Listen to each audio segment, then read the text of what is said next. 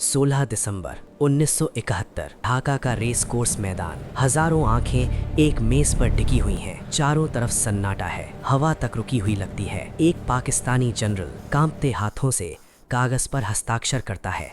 कल तक जो खुद को विजेता समझता था, आज आत्मसमर्पण कर रहा है। 93,000 सैनिक, इतिहास का सबसे बड़ा सैन्य आत्मसमर्पण। और उसी क्षण एक नया देश जन्म लेता है, बांग्लादेश। लेकिन सवाल ये है, ये पल अचानक कैसे आया? 13 दिनों में सब कुछ कैसे बदल गया? और सबसे अहम सवाल, भारत इस कहानी के केंद्र में कैसे पहुंचा? इस सवाल का जवाब एक रात में नहीं मिलेगा। इसके लिए हमें पीछे जाना होगा, बहुत पीछे।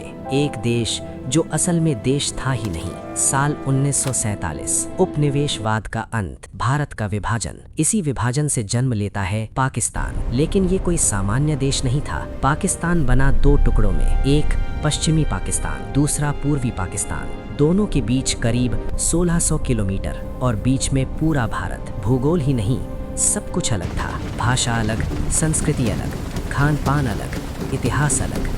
फिर भी इन दोनों हिस्सों को जबरदस्ती एक देश कहा गया। असल समस्या दूरी नहीं थी, असल समस्या थी सत्ता। जब बहुसंख्यक होते हुए भी आवाज छीन ली गई। पूर्वी पाकिस्तान जनसंख्या में ज्यादा था, राजस्व में बड़ा योगदान देता था, खेती करता था, कारखानों में काम करता था।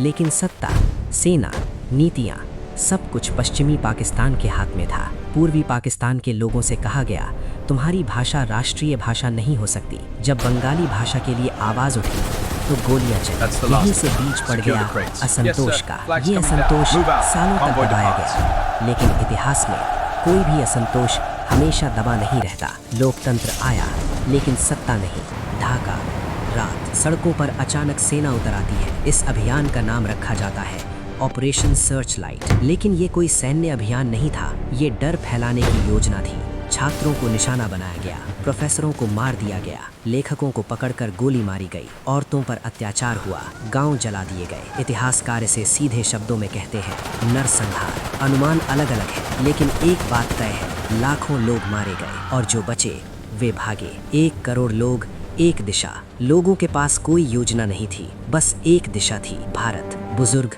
बच्चे, महिलाएं, भूखे, डरे हुए, टूटे हुए। करीब 1 करोड़ लोग। भारत की सीमाओं पर मानवता का सैलाब। ये सिर्फ शरणार्थी संकट नहीं था, ये एक मानवीय आपदा थी। भारत के पास न तैयारी थी, न संसाधन। फिर भी सीमाएं बंद नहीं की गई। दिल्ली में बैठी एक स्त्री और एक फैसला। उस समय भारत की प्रधानमंत्री थीं इंदिरा गांधी। उनके सामने 3 सवाल थे। पहला, क्या ये पाकिस्तान का आंतरिक मामला है? दूसरा, क्या भारत इसे नजरअंदाज कर सकता है? तीसरा, अगर नहीं तो भारत को कितनी दूर जाना चाहिए? इंदिरा गांधी ने तुरंत युद्ध का आदेश नहीं दिया, क्योंकि युद्ध सबसे आखिरी विकल्प होता है। पहले उन्होंने दुनिया का दरवाजा खटखटाया, दुनिया जो सुनना नहीं चाहती थी। भारत ने संयुक्त राष्ट्र में मुद्दा उठाया, यूरोप में सच्चाई रखी, अमेरिका से कहा लोग मारे जा रहे हैं। लेकिन वैश्विक राजनीति कठोर होती है। अमेरिका पाकिस्तान के साथ था, चीन पाकिस्तान के साथ था। भारत को समझ आ गया कि अगर युद्ध हुआ तो वो अकेला नहीं हो सकता। यहीं सोवियत संघ से मैत्री संधि होती है। ये कोई भावनात्मक कदम नहीं था, ये रणनीति थी। जब पहला वार पाकिस्तान ने किया, 3 दिसंबर 1971, पाकिस्तानी वायुसेना भारतीय हवाई अड्डों पर हमला करती है। तकनीकी तौर पर युद्ध की शुरुआत यहीं होती है। अब भारत के पास पीछे हटने का विकल्प नहीं बचता।